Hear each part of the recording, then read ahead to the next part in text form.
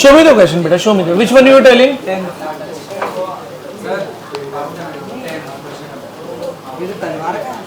A bullet penetrates into a solid object and melts. Assuming that 40% of its kinetic energy is used to heat it, the initial speed of the bullet is so and so. So I'll explain the concept. Bullet block में गया तो bullet के पास कौन सी energy थी? Kinetic energy थी. अच्छा, उस kinetic energy को आपने हीट में कन्वर्ट किया. लेकिन पहले आप ये समझिए कि बुलेट का टेम्परेचर कितना था? 127 और वो मेल्ट होता है 327 पे. तो क्या वो तुरंत ही मेल्ट हो जाएगा? तो पहले उसका टेम्परेचर 127 से कितना जाएगा? 327. इसमें जो हीट लगेगी वो लगेगी Q is equal to MC delta theta, बराबर. और उसके बाद एक्स्ट्रा हीट किसके लिए लगेगी? उसको मेल्ट करने के लिए. तो मैं आगे सॉल्व नहीं कर रहा हूं, खाली बस ये लिख रहा हूं कि मेरी जो 40% ऑफ काइनेटिक एनर्जी है, करेक्ट है. I think we need to change the background, correct. And how do we change it? Third, हाँ ये ठीक लगता है.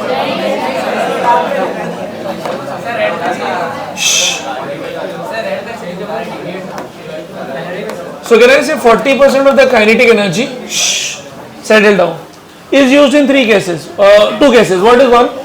एक तो हम लोग लग गया MC डेल्टा थीटा में, और दूसरा किस में लग जाएगा बोलो? MLF में. ओके. ये लाइट जरूरी है क्या? अब तो दिख रहा है ना येलो से. रेड से लिखो. Is red better? व्हाइट?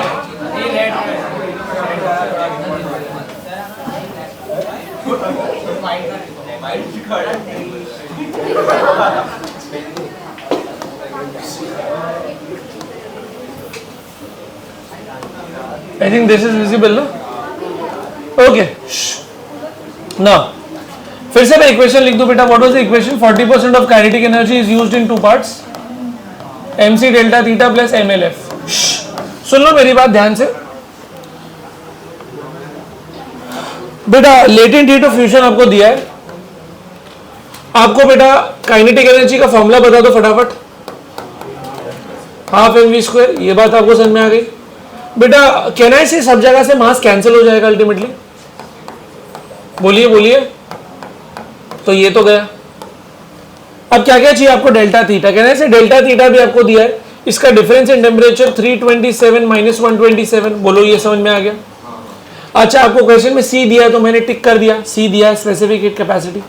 आपको LF भी दिया है. तो बोलिए अननोन क्या बचा फिर आपके लिए? वेलोसिटी. आ जाएगा ना? हो गया 10th क्वेश्चन. और कौन सा? 14. Water heater. हीटर के ऊपर तो क्वेश्चन किया है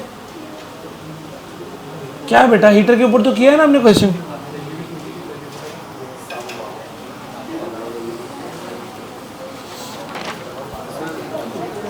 हाँ 12. छी, ये तो बहुत इजी है. 12 नहीं हो पा रहा है. 12 नहीं हो पा रहा है भाई. ये y2 minus y1 upon x2 minus x1 y equal to mx plus c लगाने नहीं हो रहा. ये ना py क्यों बोला है ना भाई. y equal to mx plus c लगा लो. स्लोप तो निकाल लोगे ना tan थीटा से. y एक्सिस पे कौन है? t और x एक्सिस पे कौन है? tq. और कुछ बताइए. kTg कितना हुआ था अपना? लास्ट क्लास में कितना हो गया था kTg?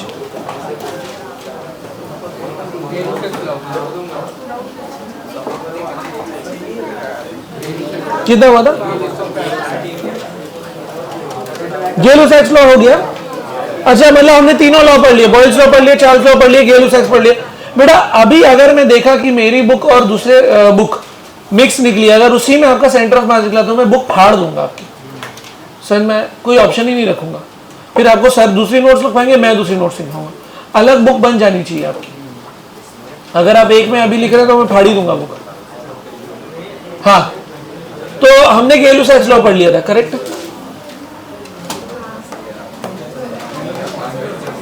कुछ क्वेश्चन लिए थे क्या बीच बीच में से, उसमें से कुछ भी? नहीं, ग्राफ के ऊपर ही क्वेश्चन, स्लोप वगैरह कुछ ऐसा कुछ नहीं किया?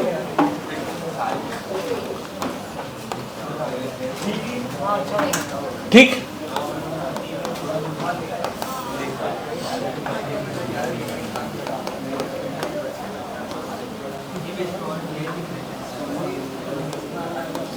ऐसा कुछ सवाल किया है क्या हमने?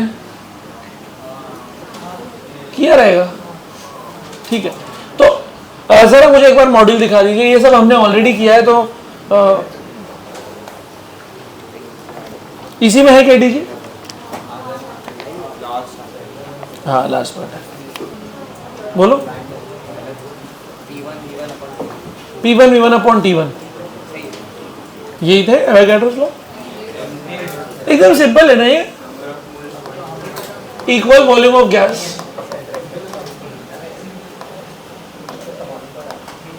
contains equal number of molecules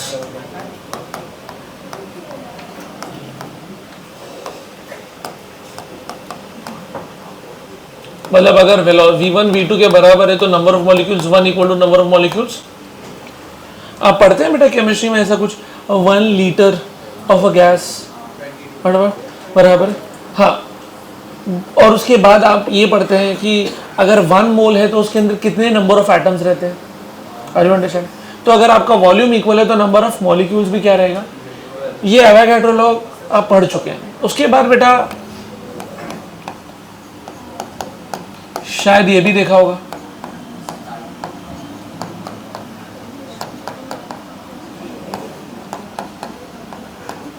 बोलो। मैं अभी आप लोग आगे बुलाने ही वाला हूं, तो आप लोग जी भर के कर लो आपकी जो भी हरकत है, बुलाता हूं अभी आगे। Dalton's law of partial pressure, इसको समझिए।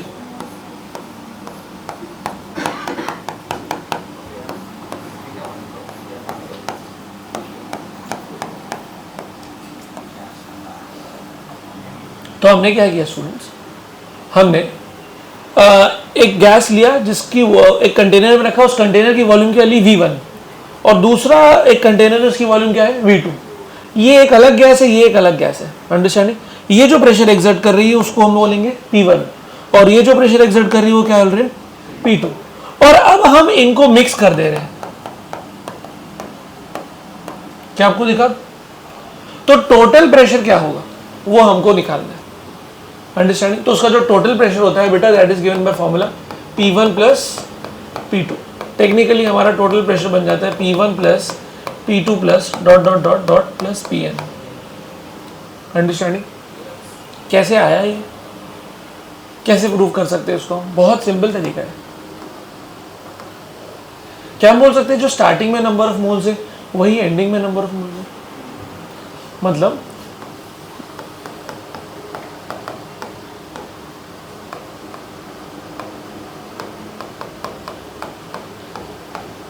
क्या आपको ये समझता है मेरी बात?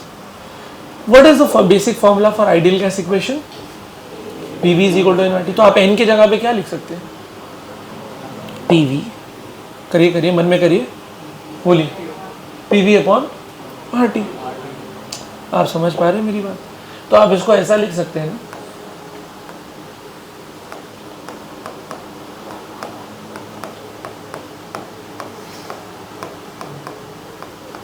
करेक्ट?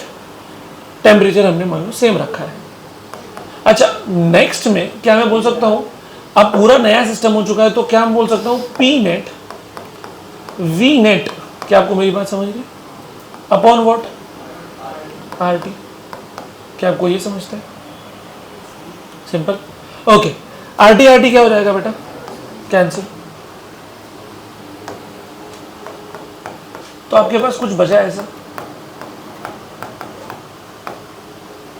जरा डायग्राम से बताइए, जो नया कंटेनर है उसकी नई वॉल्यूम क्या नजर आ रही है आपको? V1 प्लस V2, क्योंकि हमने उसको ऐड करके बनाया है। तो आपका नया प्रेशर क्या बनता है बेटा? P1 V1 plus P2 V2 upon V1 plus V2। Simple, clear है? कहानी एकदम सिंपल है। ये आपने क्या निकाल दिया बेटा, net pressure exerted by this. Okay, अभी अगर आप ये करते, मान लो कि आप इसको एक वॉल्यूम V में रखते, इसी को भी वॉल्यूम V में रखते, दो अलग अलग है, और बाद में इसको मिक्स कर देते, करेक्ट है, एक ही कंटेनर में, करेक्ट है। तो आपकी नेट वॉल्यूम क्या काउंट होती बेटा, बोलो। क्या मैं बोल सकता हूं आपका V1 भी V के बराबर था, V2 भी किसके बराबर था, V, अंडरस्टैंडिंग, और इसको उठा के इसमें डाल दिया, तो अब आपका फाइनल वॉल्यूम भी क्या है, V।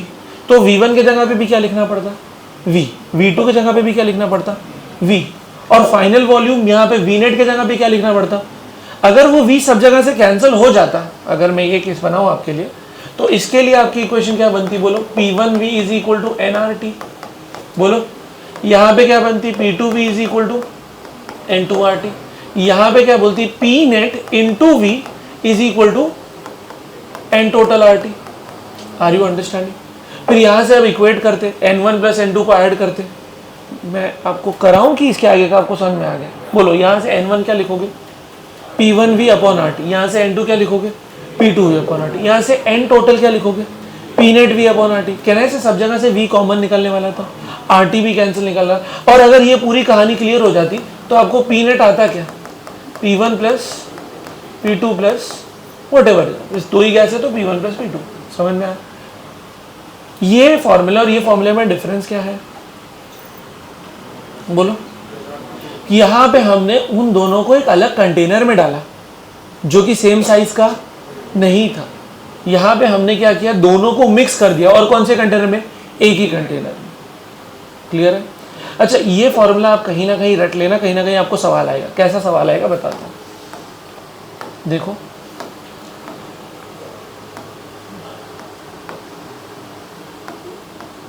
एक यहाँ पे टैप लगा देता हूँ,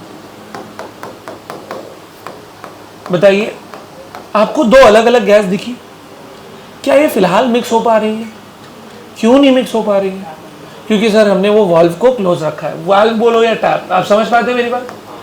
अगर मैं इसको क्लोज कर दूं, बराबर। अच्छा, ये दोनों का अगर प्रेशर अलग अलग है तो आपको ये मानना पड़ेगा कि किसी का प्रेशर ज्यादा होगा और किसी का pressure, gas always move from high pressure to. तो अगर आप मानते हैं कि P2 लोअर पे और P1 हायर पे, तो ये वाली गैस किधर मूव करेगी, उधर जाएगी। इसका मतलब इनके बीच में क्या होगा, मिक्सिंग होगा। बट उसमें एक शर्त है, क्या शर्त रखा है हमने, क्या कंडीशन रखा है, नॉन रिएक्टिव। हम ये नहीं चाहते कि ये दोनों आपस में मिल जाए और कुछ अलग बना दे। ऐसा होता है ना कि दो गैस मिलके कुछ नया सब्सटेंस बना सकते हैं, होता है कि नहीं, आपने केमिस्ट्री में पढ़ा कि दो गैस मिला के आपको लिक्विड भी बना के दे सकते हैं, है कि नहीं है। तो हम नहीं चाहते कि भाई ये आपस में कुछ अलग ही अतरंगी चीज कर दे, रिएक्शन हो गया, टेस्ट ट्यूब फट गई, ये सब चीज नहीं कर रहे। तो अब बताओ, अगर ये इधर से मूव करेगा तो कब तक करेगा भाई, जब तक ये दोनों का एक इक्विलिब्रियम प्रेशर ना आ जाए, नेट प्रेशर हम बोल सकते हैं। और वो नेट प्रेशर कैसे मिलेगा, इसकी वॉल्यूम को आप V1 ले लीजिए, इसकी वॉल्यूम को V2 ले लीजिए, और इन सबको पूरा सॉल्व कर लीजिए, हो जाएगा। समझ में आया, क्लियर है। तो वहां पे वो लगेगा, आई थिंक ऐसा क्वेश्चन मॉड्यूल में आपको दिख जाएगा। तो ये फॉर्मूला उसके लिए और ये फॉर्मूला इन जनरल। बट आप याद रखिए टोटल प्रेशर क्या होगा, P1 प्लस P2 ऐड कर देने का। अगर सबको मिक्स कर रहे हैं तो सारा प्रेशर ऐड हो जाएगा।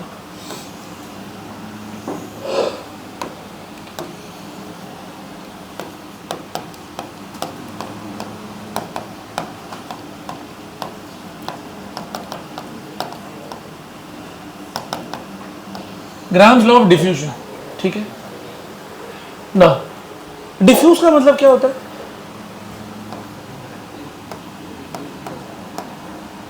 जब आप कुछ अच्छी खुशबू, परफ्यूम, इत्र या वो अपना स्प्रे जो भी आता है आपका, डिओड्रेंट वगैरह लगा रहे हैं, तो बेटा जब आप स्प्रे कर रहे हैं या रूम फ्रेशनर ले लीजिए, तो पूरे रूम में खुशबू फैल जा रही है, करेक्ट है। क्यों फैल रही है, क्योंकि वो हाई प्रेशर से कौन से प्रेशर पे जा रही है, लो प्रेशर। ऐसे फ्री में तो मूव नहीं करती, गैस के अंदर क्या होना चाहिए, प्रेशर डिफरेंस। तो हाई प्रेशर से कहाँ जा रही है, लो प्रेशर, उसके बाद वो एक इक्विलिब्रियम हो जाता है। Are you understand. तो डिफ्यूजन का मतलब होता है movement from where, high pressure to low pressure.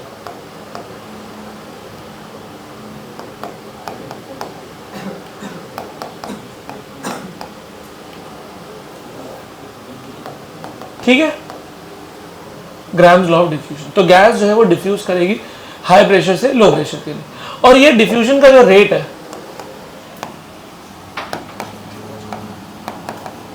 वो डिपेंड करता है बेटा उस पर स्क्वायर रूट ऑफ डेंसिटी के ऊपर। किस पे डिपेंड कर रहे हैं? Square root of density. Gas की डेंसिटी जैसी है, अगर कोई गैस बहुत ज़्यादा डेंस है तो उसका रेट ऑफ डिफ्यूजन क्या रहेगा? बहुत कम। इसीलिए आप देखिए बेटा, यूजुअली कुछ सब्सटेंस में जानबूझ के उसका कॉन्सेंट्रेशन लेवल जो है वो, या उसका जो डेंसिटी है उसको कम किया जा रहा है, ताकि उसकी डेंसिटी कम हो जाए तो उसका रेट ऑफ डिफ्यूजन क्या हो जाए? ज़्यादा हो जाए, ताकि वो फटाफट आसमान में क्या हो जाए, मतलब एटमॉस्फेयर में फैल जाए। जैसे फॉर एग्जाम्पल रूम फ्रेशनर, उसके अंदर एकदम कॉन्सेंट्रेटेड चीज़ नहीं डाली जाएगी, थोड़ा सा उसमें अल्कोहल डाला जाएगा, पता है ना आपको, ताकि वो जब वो हो वो तो फटाक से वो फैल जाए। अंडरस्टैंड? तो ये है। इसके ऊपर कोई सवाल आता है? बिल्कुल भी नहीं। तो आपको इसका कोई टेंशन वाली बात नहीं। कितने लॉ पढ़ लिए हम लोगों ने बेटा? 3 लॉ पढ़े थे गैस वाले, और अभी ये 2 पढ़ लिए। ठीक है, ग्राफ वगैरह तो हमने देख लिया, इसका कोई ग्राफ नहीं है, बट अगर आपको बनाना है तो बना सकते हैं इनवर्सली प्रोपोर्शनल ग्राफ। ठीक, थोड़ा आगे बढ़ते हैं।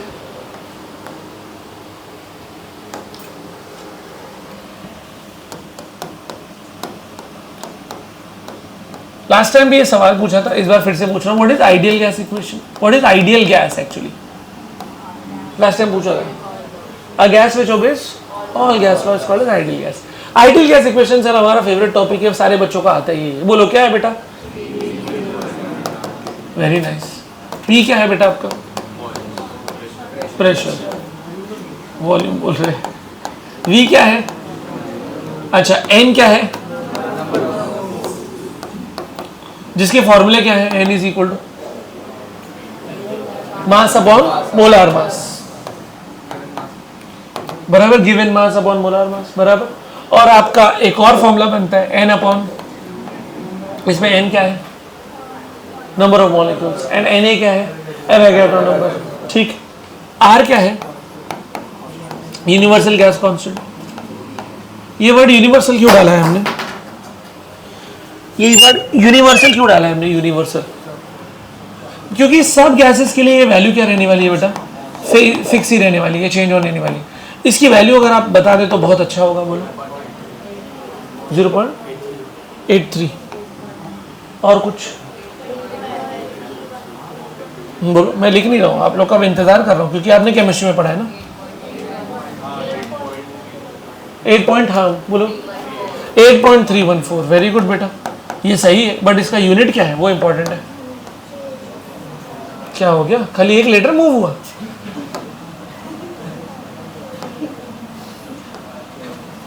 The matrix.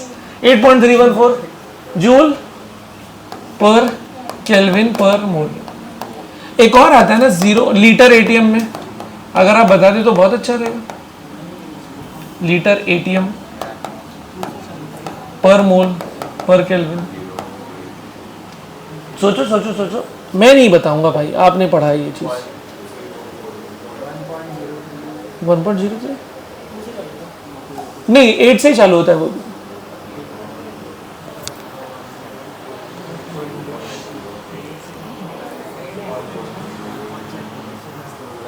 ठीक है, मैं आपको ना बोलता हूँ इसकी कैलकुलेशन आप खुद करो, तुम्हें नहीं आता तुम्हारी गलती। ठीक है, प्रेशर का को आपको लेना है बेटा एटीएम में, 1 एटीएम ले लो। वॉल्यूम को ले लो 1 लीटर,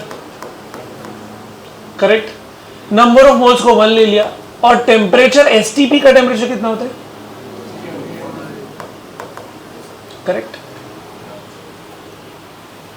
समझ में आ रहा है? Correct, okay. अच्छा, आपने वॉल्यूम ले लिया, आपने वो ले लिया, ओके। अच्छा, 1 मोल ऑफ अ गैस, ठीक है। तो आपको ये पता होगा कि भाई इसको आपको 1 लीटर का एक कंडीशन होता है, 1 mole of a gas occupies, कुछ तो पढ़ा रहेगा। तो अगर आप 1 मोल ले रहे हैं मान लो, तो कितना लेना पड़ेगा वॉल्यूम बेटा आपको? समझता है आपको? ये सारा चीज अगर यहाँ पे आप ये 1 लीटर के जगह पे आपको क्या डालना पड़ेगा बेटा? अगर आप 1 मोल ले रहे हैं तो क्या लेना पड़ेगा बोलो? 22.4 DM क्यूब। करेक्ट? समझता है आपको? ये सब चीज करने के बाद, ये पूरा चीज करने के बाद आपको आंसर कुछ ऐसा आता है क्या?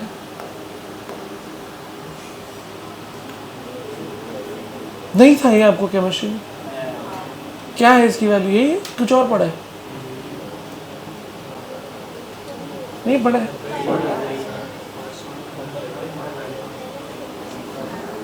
क्या बोल रहे? क्या बोल रहे? बोल रहे थे तो जोर से बोलते, और कोई नहीं देखा नहीं है। 6 महीने हो गए, देखो कितनी अच्छी बात कही इसने। सर 6 महीने हो गए तो मुझे याद कर कैसे होगा? बट जेई का सिलेबस मुझे 2 साल के लिए याद रखना है, ठीक है? तो ध्यान रहेगा ये सब चीज भाई। ओके 8.31। अच्छा बेटा ये जो है रेयरली यूज्ड, मतलब आप केमिस्ट्री में याद कीजिए, हम लोग नहीं करते। अच्छा इसको आपने ऐसा भी सुना होगा, 2 कैलोरीज, क्योंकि 1 कैलोरी होता है 4.2 जूल, तो 4.2 इंटू 2 अप्रोक्सीमेटली 8.4 हो जाता है। तो ये अप्रोक्सीमेटली आप कितना ले सकते हो? 2 कैलोरी। और कैलकुलेशन के लिए आप कभी कभी 25/3 भी लेते होंगे, ये तो मानता हूं मैं कि आपने कहीं ना कहीं पढ़ा होगा। बोलो समझ में आ रही है मेरी बात? क्या बोल रहा हूँ? तो ये आपका क्या हो गया बेटा? PV is equal to NRT. इसमें एक लास्ट चीज बचा, टी फॉर व्हाट? टेम्परेचर। बेटा टेम्परेचर आपको किस में रखना है? सेल्सियस में या केल्विन में? Other forms.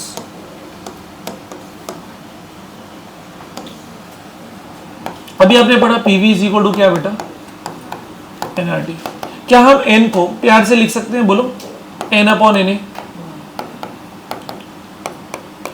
अब इस आर अपॉन एन ए को एक नया नाम दे दिया गया, इसको हम बोलते हैं केबी।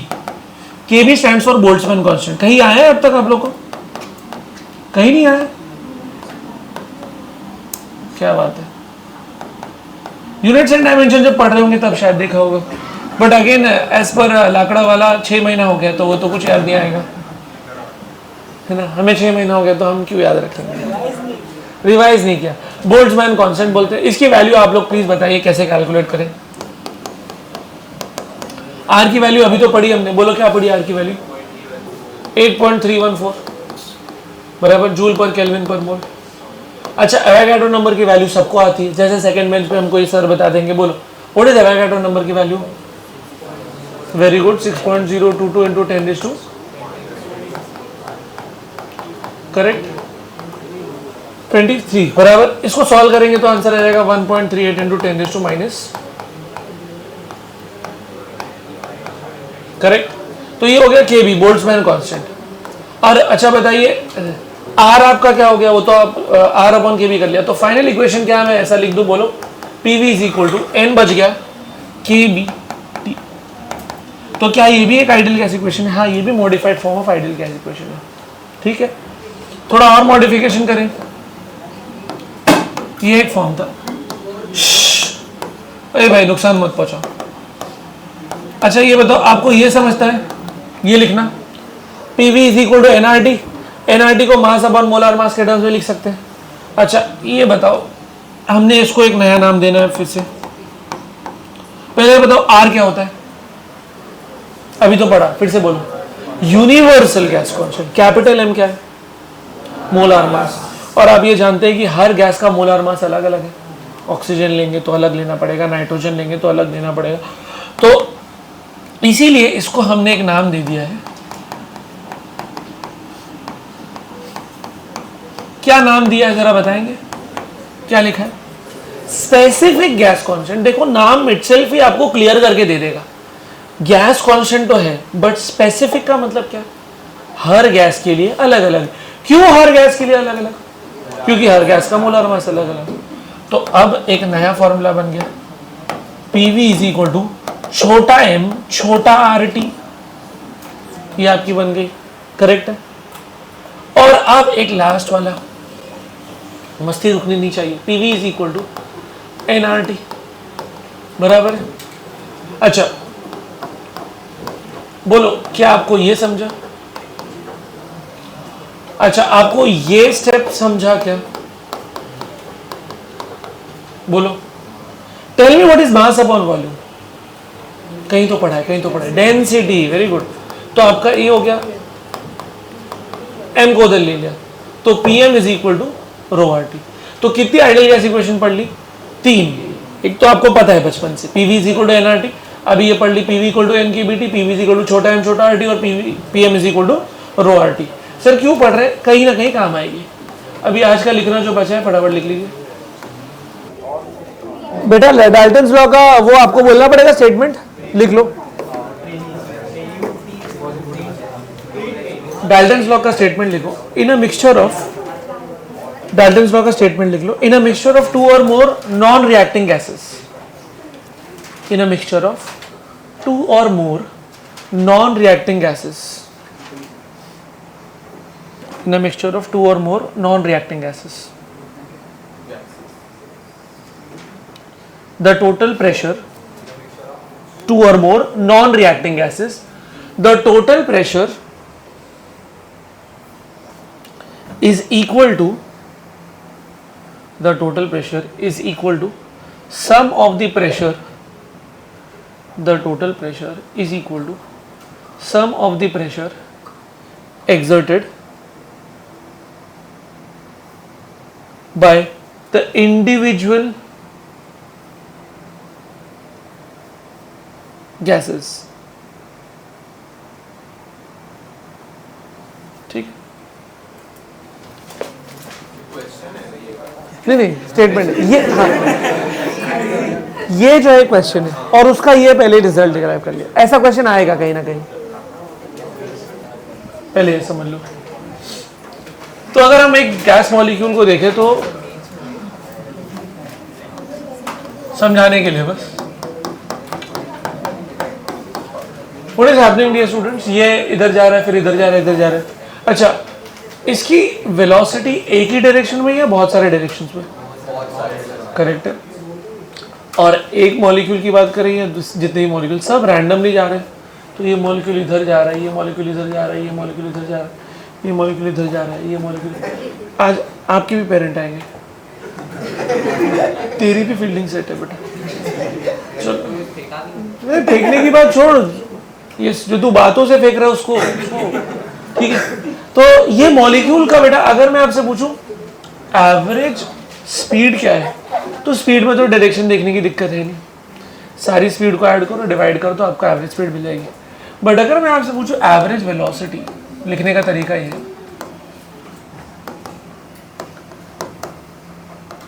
क्या एवरेज के लिए ये वर्ड भी आपको समझता है? बोलो,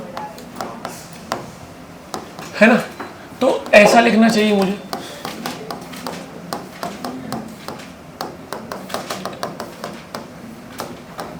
बोलो आपको समझा ये? 1 की वेलोसिटी प्लस 2 की वेलोसिटी प्लस 3 की वेलोसिटी प्लस n, n मतलब क्या? n मॉलिक्यूल्स, और n का मतलब आपको क्लियर है, n मतलब नंबर ऑफ मॉलिक्यूल्स। तो ये आपको समझ में आ गया कि सारे मॉलिक्यूल्स की वेलोसिटी को ऐड करके divide by number of molecules कर देंगे तो आपको कौन सी स्पीड मिल जाएगी? एवरेज वेलोसिटी मिल जाएगी, बराबर है ना? बट डोंट यू थिंक इसका आंसर 0 आ जाएगा?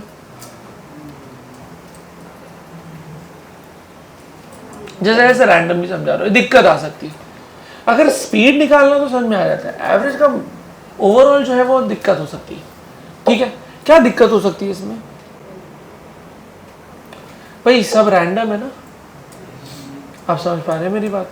तो अगर ऐसे बस खाली मैं आपको समझाने के लिए रहा हूँ कि अगर मैं आपको बोल दूँ कि ये 3 मीटर पर सेकेंड है और ये 3 मीटर पर सेकेंड है, तो बेटा अगर मैं डायरेक्शन को ध्यान दूँ तो फिर उस हिसाब से तो क्या हो जाएगा?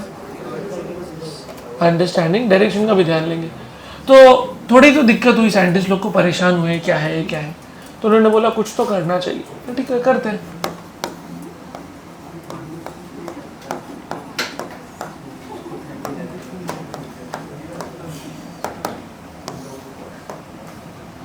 क्या किया? Mean square. तो अब स्क्वायर इसलिए किया ताकि वो जो नेगेटिव का लफड़ा था ना वो क्या हो जाए? खत्म हो जाए। अंडरस्टैंडिंग?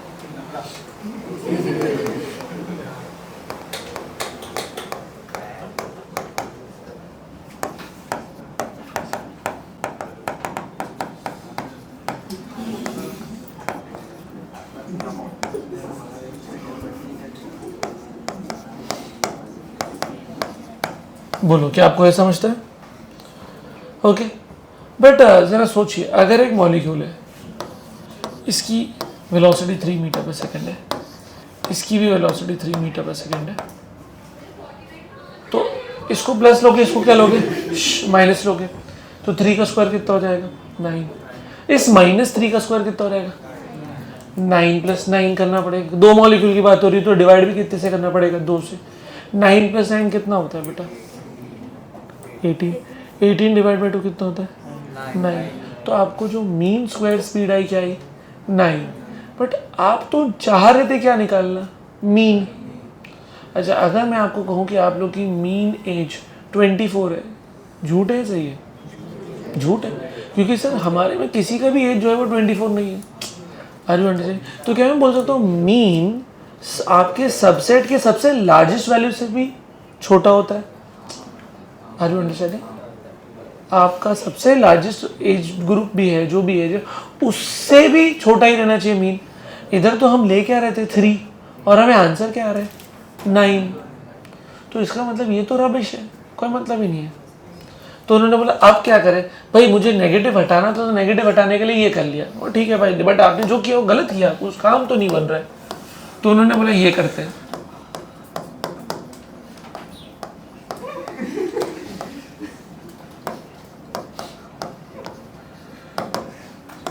देखो अभी ये चीज़ आपको थोड़ा ध्यान से समझना पड़ेगा। क्या लिखा हमने, रूट मीन स्क्वायर। अब जरा फिर से सोचो बेटा, आपने क्या किया था, पहले इसका स्क्वायर किया था, 3 का स्क्वायर कितना हो गया था 9, -3 का स्क्वायर कितना हो गया था 9, फिर उसे किससे डिवाइड कर दिया आपने, 2 से। तो 9 + 9 कितना हो गया 18, 18 डिवाइड बाई 2 कितना हो गया 9। और अगर आप अब रूट लगा दें तो आंसर क्या आएगा, रूट ऑफ रिजल्टेंट जो भी है कितना है 3। अंडरस्टैंडिंग? अगर आप देखें तो इसका मीन कितना आना चाहिए, 3 आना चाहिए। आप समझ रहे हैं मेरी बात? बट अगर डायरेक्शन को इग्नोर करें तब ना, समझ रहे हैं मैं क्या बोल रहा हूं? आपको 3 स्क्वायर प्लस -3 स्क्वायर किया आपने, फिर मीन लेने के लिए किससे डिवाइड किया, फिर आपने क्या लगा दिया, तो आपको आंसर क्या है 3। अच्छा, अगर मैं खाली आपको बोलूँ इसकी स्पीड 3 मीटर पर सेकेंड है और इसकी स्पीड 3 मीटर पर सेकेंड है, इसका मीन कितना आएगा आपको 3, बराबर है। अगर मैं ऐसा दे दूं तो इसका आंसर क्या आएगा 0। अरे भाई डायरेक्शन अलग है ना, अगर वेलोसिटी की बात करूं तो वो डायरेक्शन अलग है ना भाई उनका। अरे भाई कौन से कहां से आ रहे बच्चे यार, 3i cap plus -3i cap ना, तो 0 हो जाएगा। तो हमको वो 0 बार बार आ रहा था, तो उसको अवॉइड करने के लिए एक तरीका चुना जिससे कुछ आंसर भी तो आ गया। मतलब we have reduce the negative वाला एस्पेक्ट। नेगेटिव वाले एस्पेक्ट को निकाला कैसे, स्क्वायर करके। बट स्क्वायर करके आंसर तो बहुत गलत आ रहा था, तो उसमें और क्या लगा दिया, रूट। तो this concept is called is what, root mean square velocity. क्यों कर रहे हैं समझा, मीन से तो काम हो नहीं रहा था, मीन से आंसर 0 हो जा रहा था, मीन से आंसर 0 हो जा रहा था। फिर बोला चल स्क्वायर करके देखते हैं। क्यों स्क्वायर करते हैं, ताकि वो नेगेटिव का प्रॉब्लम खत्म हो जाए। फिर वो स्क्वायर करके देखा तो पता चला कि आंसर बहुत बड़ा आ रहा था। फिर बोले एक काम करते हैं, रूट लगा के देखते हैं, तो उनसे आंसर जो है वो एकदम परफेक्ट आ रहा है। तो आपको मॉलिक्यूल्स का यूजुअली कौन सा स्पीड दिया जाएगा, root mean square. Understanding? v1 square plus v2 square. बेटा लिखा रूट मीन स्क्वायर है, बट करते बिल्कुल उल्टा हो। देखो पहले स्क्वायर करते हो, फिर मीन लेते हो, फिर क्या करते हो, रूट लगाते हो। तो पहले स्क्वायर कर लिया हर एक वेलोसिटीज का, फिर उसका क्या किया, मीन ले लिया, फिर क्या कर लिया, रूट लगा दिया। इसको हम क्या बोलेंगे, रूट मीन स्क्वायर। इतना सिंपल है। अब एक लास्ट है,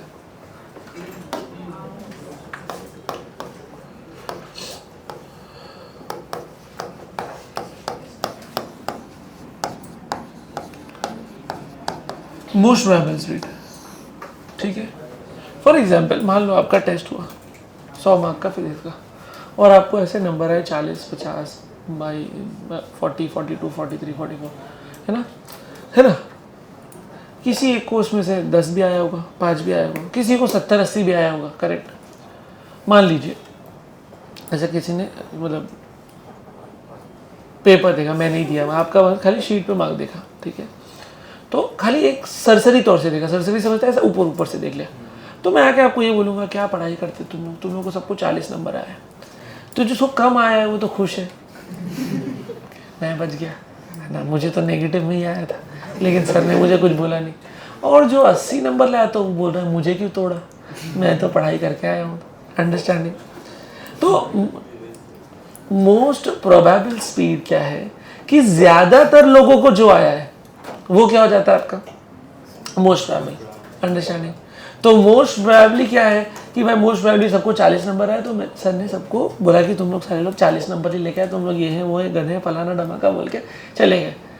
बट जो अच्छा लाया था बेचारा परेशान है, और जो गलत लाया तो ठीक है भाई, सर ने अज्यूम कर लिया मेरे को 40 आया, मुझे तो माइनस आया, मेरे को तो माइनस आया था, ठीक है। तो most probable speed is that कि आपके गिवन सेट में जो सबसे ज़्यादा रिपीटेड वैल्यू हो जाएगी वो हो जाएगी मोस्ट प्रोबेबल स्पीड। तो अगर मान लो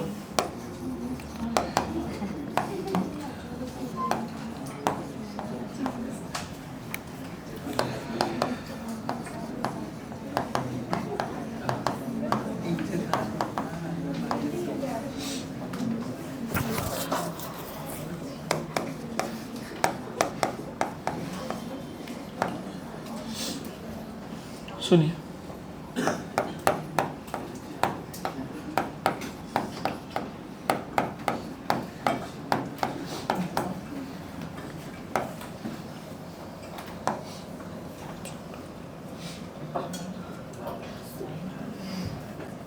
ओके,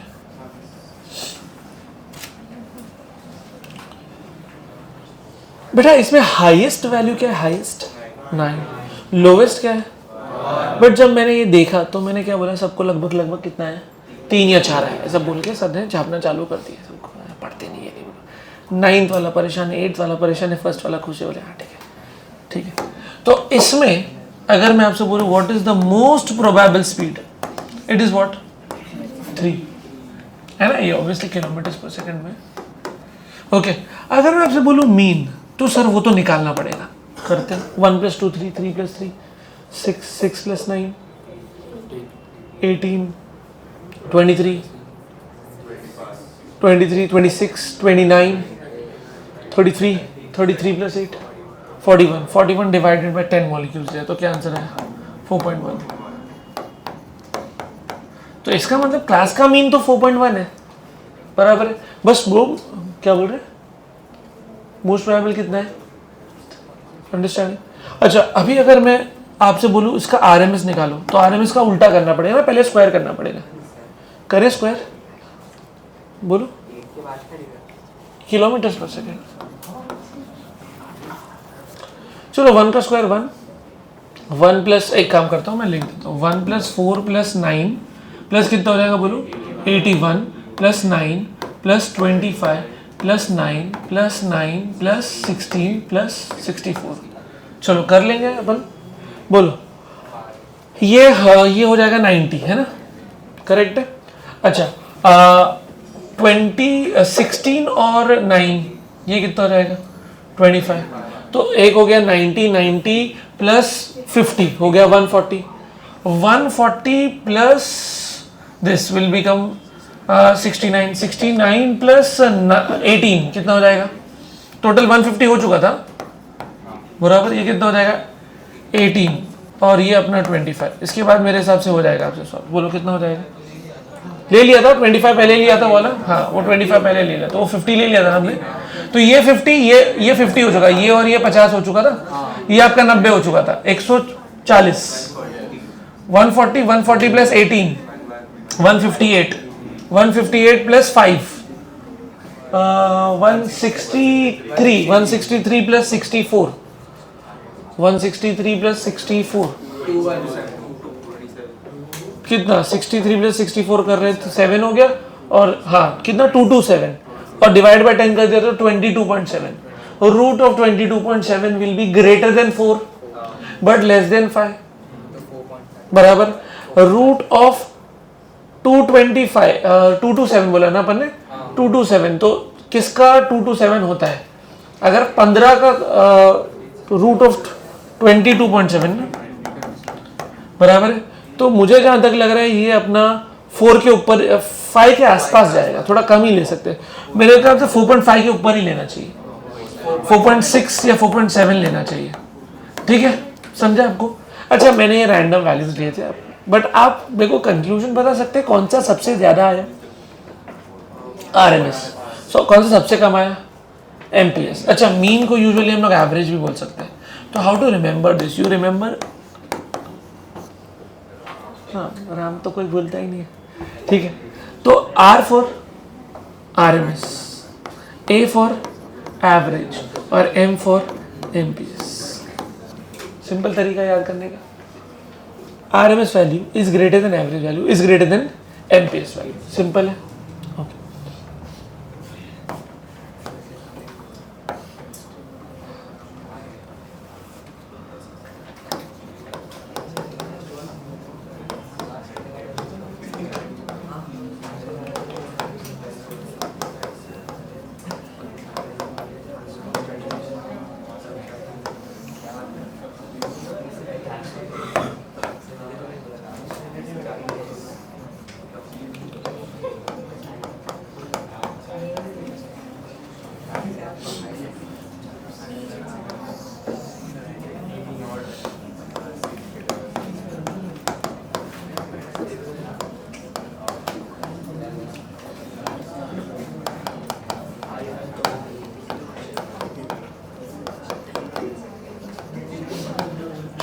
सुनिए, तो dN/dV क्या है, तो हम जो है ना नंबर ऑफ मॉलिक्यूल्स को एक फंक्शन ऑफ वेलोसिटी ले रहे हैं।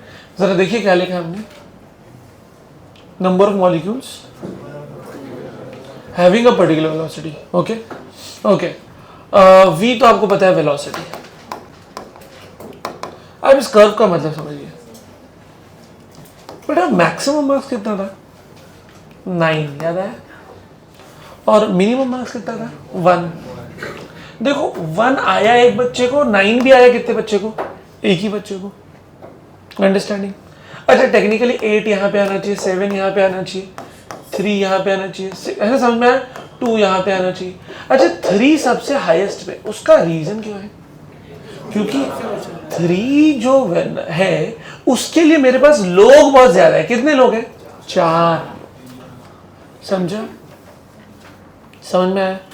तो इसका मतलब अगर जो मैंने वैल्यू दिया उसको मैंने यहाँ पे प्लॉट करने की आपकी कोशिश की है, वे बोल रहे कि कम से कम मार्क्स लाने वाले भी बहुत कम ही लोग हैं, बहुत कम गधे हैं अपने पास, ज्यादा से ज्यादा मार्क्स लाने वाले भी कम ही लोग हैं, ज्यादा टॉपर भी नहीं अपने पास, बट अपने पास एवरेज वाले काफी लोग हैं। बट इन सब का एरिया अंडर कर्व निकालेंगे तो क्या मिल जाएगा, सभी लोग मिल जाएंगे। Are you understanding. तो what we are doing is we are doing a distribution curve, इसीलिए यहाँ पे लिखा है। तो हमने वेलोसिटी डिस्ट्रीब्यूट कर दी है किस हिसाब से कि भाई ज्यादा वाले कौन से कैटेगरी में, कम वाले कौन से कैटेगरी, और कौन ऐसे हैं जिनकी जनसंख्या ज्यादा है भले उनके मार्क्स कम हो। नहीं समझा, बराबर, मतलब जो मोस्ट प्रोबेबल स्पीड है वो हमेशा ज्यादा नहीं होती है, वो तो कम ही होती है, बट मोस्ट प्रोबेबल स्पीड का मतलब क्या है कि उनकी number of people are more. Are you understanding, correct है। कल को अगर मान लो कि अगर मान लो आपके लेट्स से सर ने आपसे पूछ लिया कि मेन्यू क्या रखे पिकनिक का, ठीक है, देख रहा बेटा, देख रहा, वो नहीं हो रहा है, ठीक है, सबसे ले लिया, करेक्ट है, और आपने लिस्ट बना के दे दी, करेक्ट है।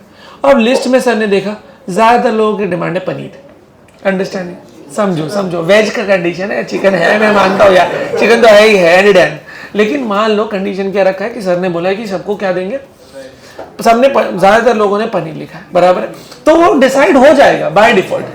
उसमें कोई एक बंदा होगा जिसका ओपिनियन ऐसा होगा जो उनको खर्चा कम आ रहा होगा, अंडरस्टैंड। जैन तो उल्टा खर्चा कर रहा है, बोले मेरे को खेपसा राइस चाहिए, ये चाहिए, वो चाहिए, अंडरस्टैंड। हाँ लेकिन सर उसकी बात इसलिए क्योंकि ऐसे ओपिनियन वाले कम होंगे, कोई ऐसा होगा जिसने बहुत ही जबरदस्त बोला होगा सर अपने को ये मांगता है बराबर, उसका भी ओपिनियन सर नहीं रखेंगे। सर क्या लेंगे सर, ये ओपिनियन लेंगे कि ज्यादातर लोग क्या बोल रहे हैं। Are you understanding? अब भले ही सर के वो बजट में बहुत ज्यादा भी ना हो, बहुत कम भी ना हो, बट सिंस उसके लिए ज्यादातर लोगों ने बोला गया तो वही चीज क्या होगी, प्रेफरेंस में जाएगी। Are you understanding? तो सिंस हमारे पास 3, ना कि वो एक बड़ा वैल्यू है, ना कि वो एक बहुत छोटी वैल्यू है, बट 3 के लिए लोग ज्यादा थे, इसीलिए उसको हम लोग सबसे टॉप कैटेगरी पे रखा। क्लियर? तो ये पार्ट मैं खाली नंबर्स हटा रहा हूं। ओके, तो ये मैं बोलूंगा ये मेरी कौन सी स्पीड हो गई बेटा, वेलोसिटी हो गई एमपीएस, और इसके लिए मेरे पास बहुत ज्यादा लोग हैं। अच्छा, अगर आप देखें तो सबसे ज्यादा तो कौन सी स्पीड थी, आरएमएस, आरएएम ना, और उसके बाद कौन सी थी, एवरेज। आपको आरएमएस कितना आया था, 4.5 4.7 के आसपास, और एवरेज कितना आया था, 4.1 के आसपास। एमबीएस कितना आया था आपका, 3। तो देखा जाए तो 3 यहाँ पे आएगा थोड़ा पीछे, फिर उसके आगे क्या आएगा, 4.1, फिर उसके आगे क्या आएगा, 4.7। Are you understanding? बट सबसे ज्यादा बंदे किसके लिए अपने पास, एमपीएस के लिए, तो इसीलिए उसको पीक मिला गया। अंडरस्टैंडिंग? ठीक, ओके। इसमें अगर मान लो मैं समझाने के लिए, अच्छा ये कर्व 0 से भी स्टार्ट हो सकता है, कुछ केस में सब दिया भी जाता है 0 से, अगर मान लो स्टार्ट हो गया, क्योंकि हम मान सकते हैं कि एक वेलोसिटी 0 भी हो सकती है। अच्छा, वेलोसिटी का रेंज भी ले लीजिए। आप बोलो ये समझता है आपको, ये अजम्पशंस में लिया था, ये हो सकती है क्या, नहीं, बोलने के लिए बराबर, मतलब रेंज, मतलब वी कैन से रेंज क्या हो सकता है, रेंज हम लोग बोल सकते हैं कि भाई सबसे कम 0 हो सकता है, ज्यादा से ज्यादा इन्फिनिटी। अंडरस्टैंडिंग? बुरा से बुरा और अच्छा से अच्छा। ओके, अगर मान लो मैं एक छोटा सा स्ट्रिप ले लूँ, आपको याद है वर्क पर एनर्जी में work done by variable force पढ़ते थे, उसमें आप ये छोटी सी चीज को मालूम है dx लेते थे, फिर इंटीग्रेशन करते थे f dx, याद आ रहा है गलती से, फिर इंटीग्रेशन x1 से x2। तो अब मुझे बताइए, अगर ये वेलोसिटी v है तो इसके आगे बढ़ने से वेलोसिटी कम होगी ज्यादा होगी? अच्छा सोच लो, इधर बढ़ने पे ज्यादा होगी ना, एक्स एक्सिस में आगे बढ़ रहे, तो क्या बोल सकते हो, यहां की वेलोसिटी v प्लस dv हो सकती है। करेक्ट? तो ये स्ट्रिप की थिकनेस कितनी हो गई, dv। अगर मैं आपसे पूछूं इसका एरिया क्या है, तो आपको पता है area is y axis into x axis, तो आपका x एक्सिस पे थिकनेस हो गई dv, और आपका y एक्सिस क्या था, dn बाई dv। बट ये तो आप एक पट्टी का एरिया निकाल रहे हो ना, अगर पूरा एरिया निकालना होता तो इंटीग्रेट करते, स्ट्रिप, महंगी इंग्लिश। ओके, तो अगर आप इंटीग्रेट कर दो तो डीवी डीवी कैंसिल हो जाएगा, तो बचेगा क्या, सिर्फ dn। अच्छा, dn का इंटीग्रेशन क्या बन जाएगा, n मतलब क्या, नंबर ऑफ मॉलिक्यूल्स। कितने number of molecules, can I say it should be what, total number of molecules. समझा आपको? क्लियर है? ओके, तो इसका एरिया अंडर कर्व आपको क्या देगा, टोटल नंबर ऑफ मॉलिक्यूल्स। मुझे एक बात ये बताइए,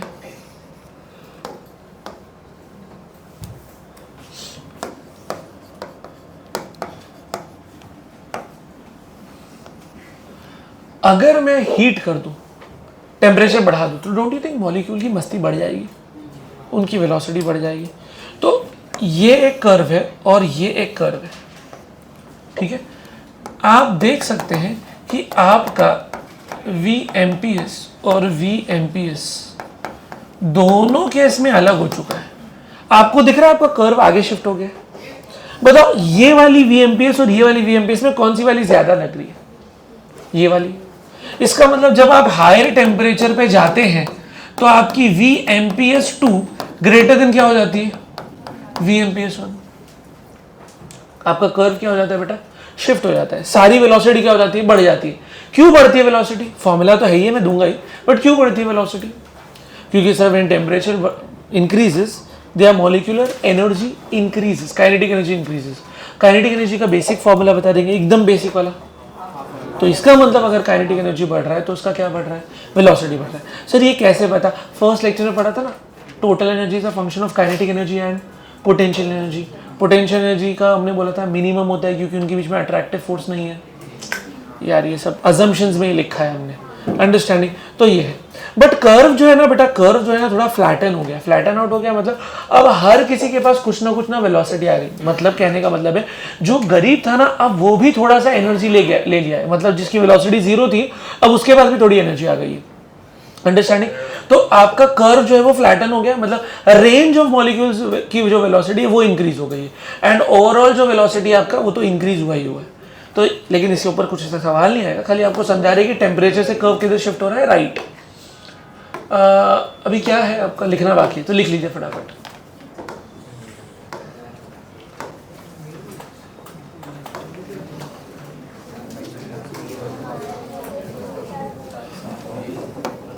दिख रहा है?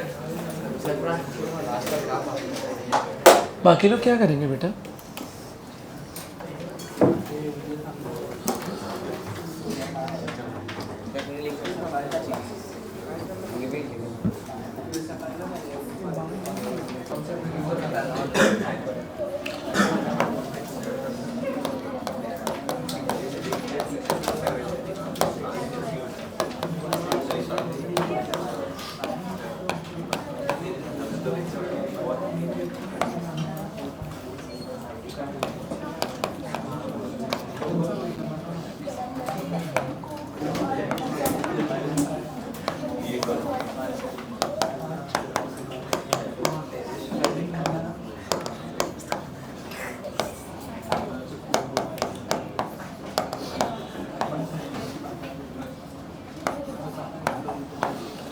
बेटा ये डिफरेंट वेलोसिटीज के फॉर्मूले हैं, आप देख सकते हैं। सबसे ज़्यादा RMS ही है, समझ लीजिए, √3 और √2 में बड़ा कौन है?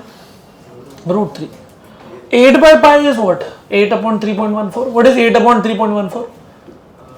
अप्रोक्सीमेटली 2 से थोड़ा ज्यादा। तो दिस इज 2 से थोड़ा ज्यादा, this is 2 and this is 3। तो ये सबसे बड़ा, उसके बाद ये, उसके बाद ये, RAM, सिंपल। ओके, अब आपके दिल में डाउट नहीं है, बट आना चाहिए था। हमने अभी पढ़ा कि एवरेज वेलोसिटी 0 हो जाती, +3 -3। तो ये क्या लिख दिया सर?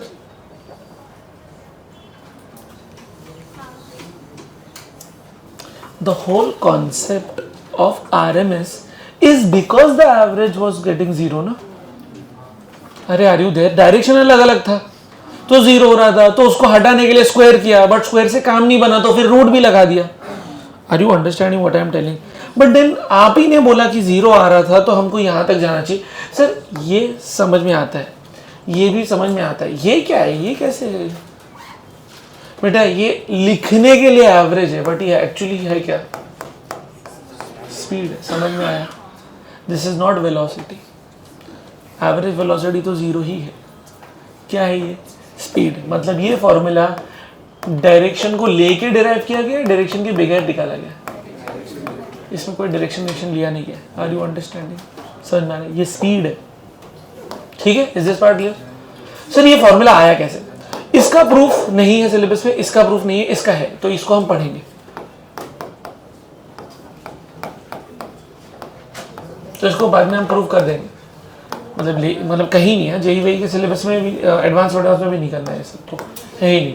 तो डिफरेंट वेलोसिटीज का हमने बना दिया, आपको पता होना चाहिए। इसमें एक चीज और बता दूं, कंटिन्यूएशन में फॉर्मूला और भी आगे तक जाता है। थोड़ा सा मैं इसको, अगर आप इजाजत दे तो मैं इसको थोड़ा पीछे लिख देता हूँ। इसको देखिए, इसका एक और फॉर्मूला कंटिन्यूएशन में ऐसा जाता है बेटा।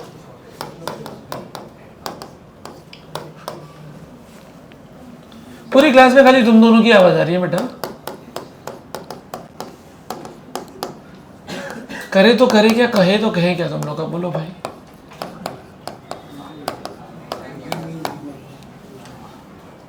ओके, ये क्लियर है पार्ट? अच्छा सर ये कैसे है RT/m? बेटा अभी आपने different forms of ideal gas equation पढ़ी ना। PV इज इक्वल टू, याद आ रहा है? nRT, PV is equal to nKBT, याद आ रहा है? फिर आपने पढ़ा PM is equal to ρRT। तो ये RT/m को हम KBT/m में कैसे लिख रहे हैं वो मैं आपको समझा सकता हूँ, जरा देखिए।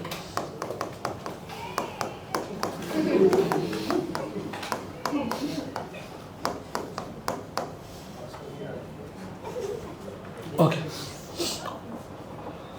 जरा मुझे बताइए, Kb क्या होता है, बोल्ट्जमैन कांस्टेंट, थोड़ा ध्यान से समझ लेना, उसको आप क्या लिखते थे, R/Na, ठीक है।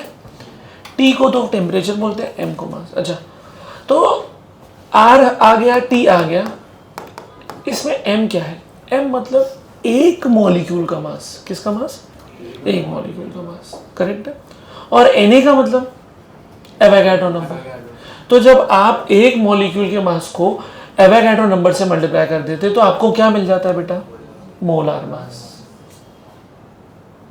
ये पहली बार सीख रहे हैं, मैं बताता हूँ, सुनो सुनो, एक एक चीजें समझते हैं। देखो, मान लो एक मॉलिक्यूल का मास से छोटा है और मेरे पास n मॉलिक्यूल्स है, कितने मॉलिक्यूल्स है, तो मुझे इससे जो आएगा वो क्या आएगा, मोलार मास नहीं, total mass of the gas आएगा, बराबर।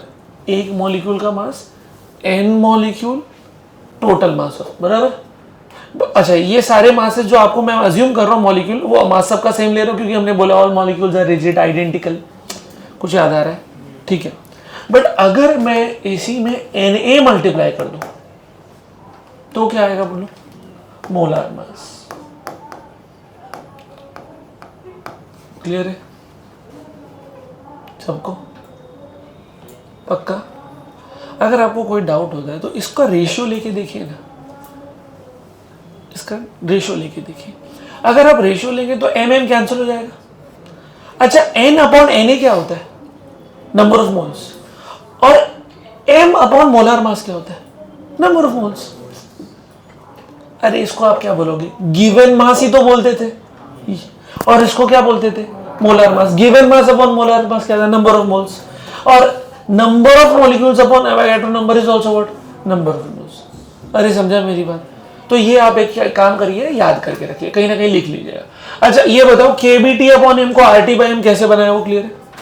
kBT को लिखा R/Na Tm, और ये Na/m को हमने क्या बोल दिया, मोलार मास। तो ये तीन चीजों को इससे कैसे रिप्लेस किया, वो क्लियर, ठीक है।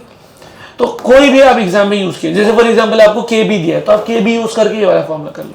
बट ये याद रखने, ये किसका मास है बेटा, वन मॉलिक्यूल, पूरे गैस का मास नहीं दिया, एक मॉलिक्यूल का, ठीक है। हाँ, तो ये तीनों फॉर्मूले आपको क्लियर है, उनका कैसे आया क्या है। अभी थोड़ा आगे बढ़ते हैं।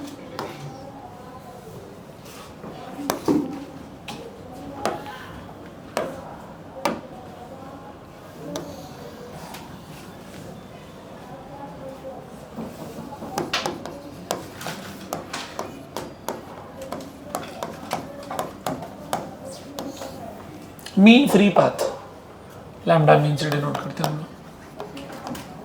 ओके, इसको समझिए क्या होता है मीन फ्री पाथ। देखो, मॉलिक्यूल्स जो है वो हर डायरेक्शन में ट्रैवल कर रहे हैं, करेक्ट है। ऐसे जा रहे हैं, फिर ऐसे जा रहे हैं, फिर ऐसे जा रहे हैं, फिर ऐसे जा रहे हैं, फिर ऐसा जा रहे हैं, फिर ऐसे जा रहे हैं, करेक्ट है, फिर ऐसे जा रहे हैं। समझते हैं आपको मेरी बात। तो ये कोलिजन बेटा रैंडम है या मस्त एकदम डिसाइडेड है, रैंडम, बराबर है ना। तो ये मॉलिक्यूल क्या सब जगह इक्वल डिस्टेंस कवर कर रहा है, नहीं, क्योंकि मॉलिक्यूल्स भी एकदम तमीज से खड़े नहीं है, तो कोई दूर है कोई नजदीक है। तो क्या बोल सकता हूँ, ये डिस्टेंस हो गया λ1, ये डिस्टेंस हो गया λ2, ये डिस्टेंस हो गया λ3। तो मॉलिक्यूल ने बहुत सारे डिस्टेंस कवर किए। अब डिस्टेंस को हम अपने भाषा में पाथ बोल सकते हैं, बराबर। फ्री क्यों, फ्री वर्ड क्यों डाला, क्योंकि ये रैंडम है, इनके ऊपर कोई कन्फाइनमेंट नहीं, इन्हें जिधर जाना है जा सकते हैं। और मीन का मतलब इन सब का एवरेज। तो इस मीन फ्री पाथ का मतलब ये है कि एक मॉलिक्यूल कितना डिस्टेंस का एवरेज, कितना कवर कर रहा है, उसका एवरेज डिस्टेंस बराबर कोलाइड करता है। मॉलिक्यूल रुकता है क्या, नहीं, चलते रहता है। ओके,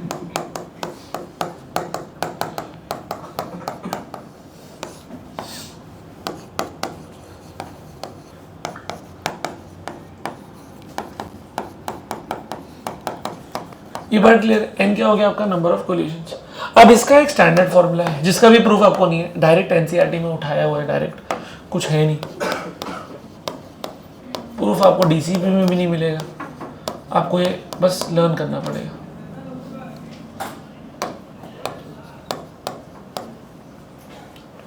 भाई थोड़ा थोड़ा सा समझ भी लो या छापने में। Okay, lambda mean is equal to 1/√2 pi d square n dash. ठीक है, इसको समझ लो। डी मतलब क्या? Diameter of molecule. पाई तो पाई है, खाली √2 है, पूरे पे रूट नहीं लगा है। एन डैश का मतलब क्या? Number of molecules per unit volume. अच्छा,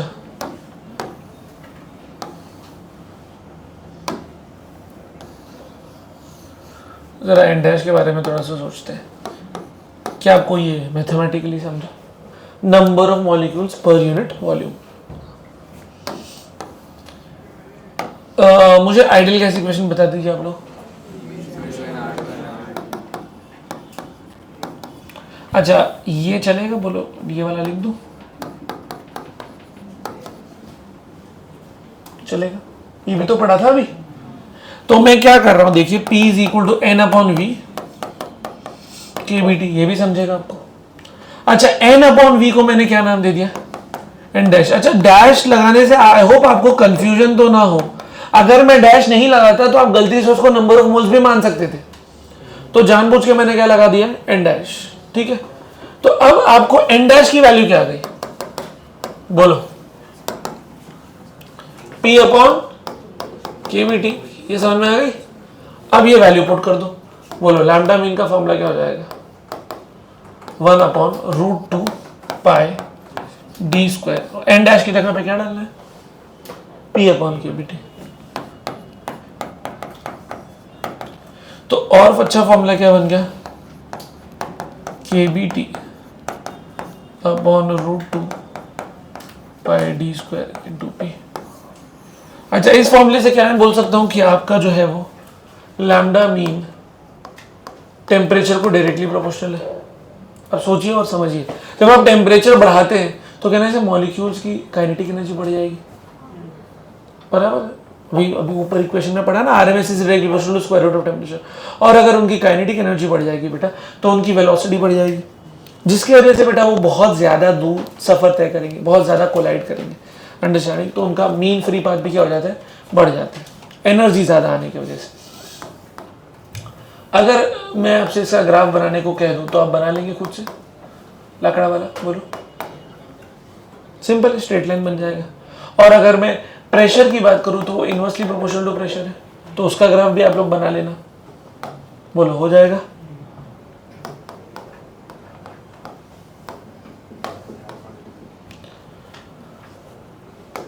अच्छा, ये प्रेशर और डेंसिटी डायरेक्टली प्रोपोर्शनल है, तो मैंने एक साथ लिख दिया चीज। थोड़ा आगे बढ़ते हैं।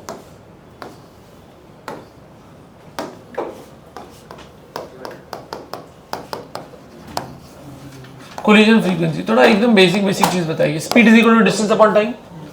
Speed is equal to distance upon time. तो speed upon distance will be 1 upon time. Yes. अच्छा, कहने से 1 upon time is nothing but what? Frequency. तो मैं क्या लिखा हूं बेटा? तो collision frequency F is speed upon time, बराबर है एवरेज स्पीड। और डिस्टेंस कौन सा डिस्टेंस बेटा? जो अभी हमने पढ़ा, कौन सा डिस्टेंस पढ़ा? Mean free path divided by lambda mean. बताओ, लैम्डा मीन का सबसे सिंपलेस्ट वाला फॉर्मूला क्या था? वो था 1/√2 पाई, याद आ रहा है? N dash d square. तो आपका कोलिजन फ्रीक्वेंसी का फॉर्मूला आ जाएगा V average into √2 pi n dash d square. अच्छा, अगर आप चाहें तो V एवरेज का फॉर्मूला याद कर लें, √8/पाई वाला, वो भी आप पुट कर सकते हैं, बट वो करने की जरूरत है। ठीक है, फटाफट लिख लीजिए इतना।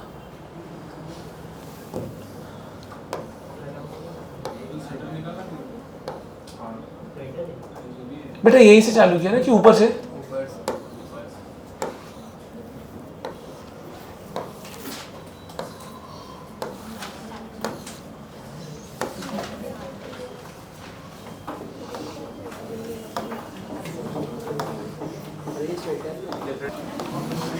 ये चैप्टर HSC में भी है आपका बेटा। वैसे तो डायरेक्ट फॉर्मूला देने का दिल करता है, लेकिन मैं बता देता हूँ पूरा चीज।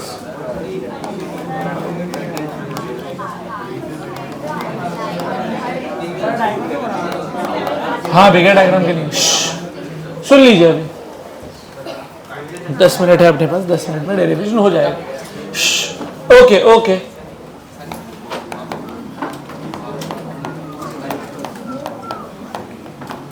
ये ठीक है बेटा। Mass of each molecule m, n का मतलब टोटल नंबर ऑफ मॉलिक्यूल्स। तो बोलो स्मॉल m इंटू n क्या हो जाएगा? टोटल मास, बराबर। अच्छा, आपको एक क्यूब दिख रहा होगा, तो L क्यूब अगर मैं लिख दूं तो कहने से L क्यूब को हम लोग क्या बोलेंगे? Volume, correct. अच्छा, अब थोड़ा आगे बढ़ते हैं। आपको एक मॉलिक्यूल दिख रहा होगा जिसकी वेलोसिटी मैंने ले ली है Vx1, इसलिए x1 लिए क्योंकि वो x में जा रहे हैं। फिलहाल के लिए एक ही मॉलिक्यूल कंसिडर कर रहा हूं। ऐसे कितने मॉलिक्यूल हैं? बहुत सारे, ठीक है। और वो कहां कहां जा रहे हैं? x में भी जा रहे हैं और y में भी जा रहे हैं और z में भी जा रहे हैं। तो सुनिए, अभी क्या मैं बोल सकता हूं इन जनरल। देखिए, अगर आप टाइम वेस्ट करेंगे तो फिर लंबा हो जाएगा भाई, टाइम दे जाएगा। कितने लोगों को ये समझता है इन जनरल वेलोसिटी x में भी होती है, y में भी होती है और z में भी होती है। और अगर मैं आपसे कहूं कि इसका मैग्नीट्यूड निकाल दो, तो आप ऐसे ही लिखोगे। बोलो, ये बात बराबर है? करेक्ट है ना? मैग्नीट्यूड इसका। तो क्या हम लिख सकते हैं? v square is equal to v x square plus v y square plus v z square. बोलो, ये समझते हैं? इफ x में, y में और z में वेलोसिटी सेम रहे, तो क्या मैं यहां पे लिख सकता हूं? बोलो, 3vx square is equal to v square. नहीं समझा? लिखने का घाई मत करना भाई, अगर आपको नहीं समझेगा तो दिक्कत हो जाएगी। अगर आपको ऐसा लगे कि टाइम खत्म हो गया तो फोटो लेके चले जाना, बट प्लीज थोड़ा सा वो हो जाओ। वी फोन नहीं है, ओके, लिखना ही पड़ेगा, कुछ कर नहीं सकते। V x square is equal to v square by 3। क्या आपको ये समझता है? ठीक है, इस पे यहाँ पे हम लोग जो है वो होल्ड करते हैं, आगे बढ़ते हैं।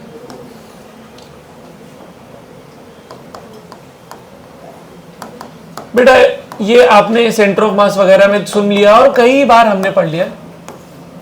मोमेंटम की बात अगर हम कर रहे हैं, तो अगर एक मॉलिक्यूल v वेलोसिटी से जा रहा है तो रिटर्न कितने से आएगा? अगर कोलिजन इलास्टिक है तो -v। तो क्या मैं बोल सकता हूं change in momentum will be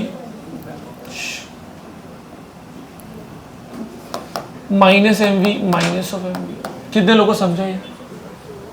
अरे, आने का मोमेंटम माइनस क्योंकि नेगेटिव में आ रहा है और जाने का मोमेंटम में। और एक मॉलिक्यूल की बात कर रहे हैं, और वो भी कौन से वाले की बात कर रहे हैं? x। तो मोमेंटम चेंज भी किधर हुआ? x में, बराबर। चलो, कितना हो जाएगा? बोलो, बोलो, ये समझा? ठीक है। क्या मैं बोल सकता हूं यही मोमेंटम वॉल को भी इंपार्ट हुआ होगा?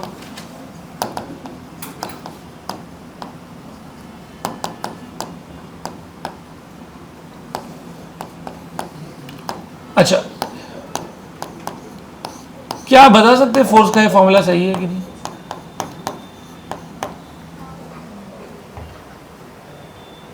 ये कौन सा? न्यूटन का सेकंड लॉ, बराबर ना? अच्छा, टाइम कितना लगा वो देख लो।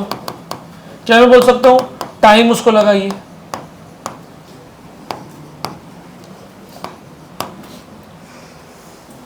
L 2L। नहीं समझे? समझा? और आने का time is equal to distance upon speed, speed Vx1। ये वैल्यू को मैं यहाँ पे पुट कर रहा हूँ। ये निकालना था 2mVx1, टाइम हमने निकाल लिया था 2L अपॉन Vx1। बेटा, ये 2 छू झाला, बोलो क्या बचेगा? mVx1 square upon L। ये आ गया फोर्स x1। अच्छा, अगर आपको फोर्स आता है तो आपको प्रेशर आ सकता है। बोलो, प्रेशर का फॉर्मूला क्या होता है? जल्दी जल्दी बता दो। जरा डायग्राम बताना। आपको क्यूब ध्यान में रहेगा, जिस वॉल से वो टकरा रहा है वो वॉल एक स्क्वायर ही तो है, बराबर है, तो उसका एरिया क्या लोगे आप, एल स्क्वायर, और आपके पास ये ऑलरेडी है ना, एल और एल का क्या हो जाएगा, क्यूब हो जाएगा। तो हम आगे बढ़ेंगे तो क्या बचेगा अपने पास, बोलो, v x one square by l cube, ये आ गया पी एक्स वन। अच्छा, अगर मुझे x में टोटल प्रेशर चाहिए तो क्या मेरे को लिखना पड़ेगा ऐसा,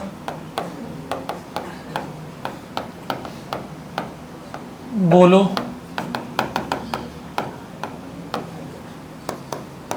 कितने लोग को समझा,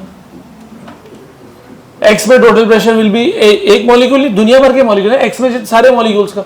अच्छा, अब ये स्टेप थोड़ा सा इंपॉर्टेंट है, इधर देखिए क्या किया हमने बेटा, ये भी आपको समझ में आ गया। अच्छा, ये स्टेप भी आपको समझेगा क्या,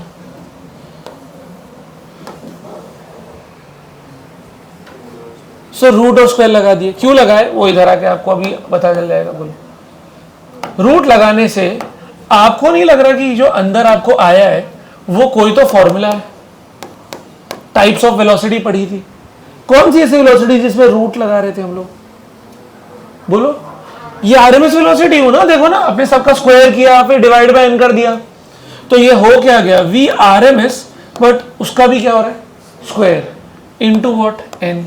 अच्छा बताओ, एम इनटू एन कुछ तो पढ़ा था, कैपिटल एम, याद आया, और ये एल क्यूब क्या था आपके लिए, वी, क्या आपको ये समझा, ये किसका प्रेशर था बेटा, एक्स का, बोलो ये समझा। सिमिलरली मुझे बताओ वाई का क्या लिखूं, बोलो, और सिमिलरली बताओ z का क्या लिखूं,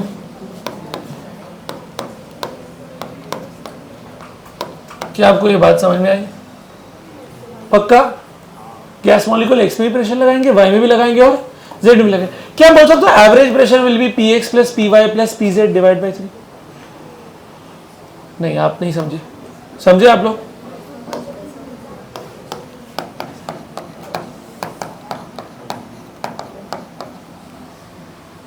ये लोग को क्या हुआ, ये लोग क्या 1/3 कॉमन हुआ, बोलो, px py pz को अगर मैं कॉमन ले लूं तो उनमें से m/v कॉमन आ जाएगा, क्या बचेगा बोलो आपके पास, VRMS x square plus VRMS y square plus VRMS z square, but कहने से ये मिला के तो नेट RMS ही हो जाता है। अरे आप समझ रहे हैं मेरी बात, क्योंकि आपने अभी तो पढ़ा था ना थोड़ी देर पहले, V net is equal to root of V x square plus Vy square plus Vz square, कुछ याद आ रहा है गलती से, ये ऊपर वाला कहानी देखो देखो देखो, ये वाला कहानी याद आ रहा है, करेक्ट है,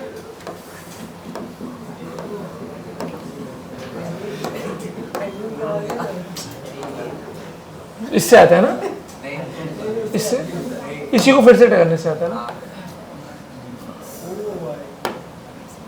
करेक्ट।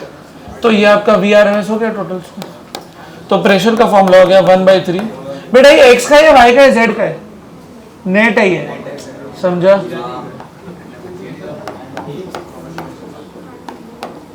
बताओ मास अपॉन वॉल्यूम क्या होता है, डेंसिटी, तो प्रेशर का फॉर्मूला हो गया 1/3 रो VRMS स्क्वायर, दैट्स इट।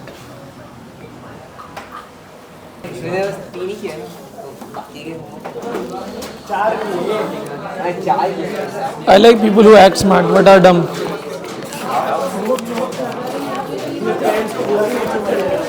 चलो बेटा, DPP 1 में all questions are homework,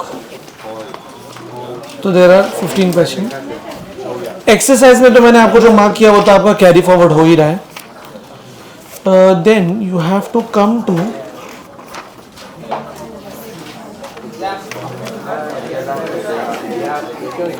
then you have to come to page number 158.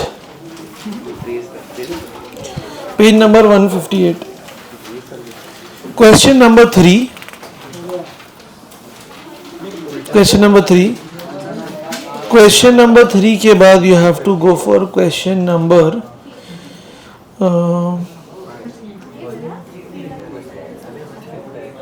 19,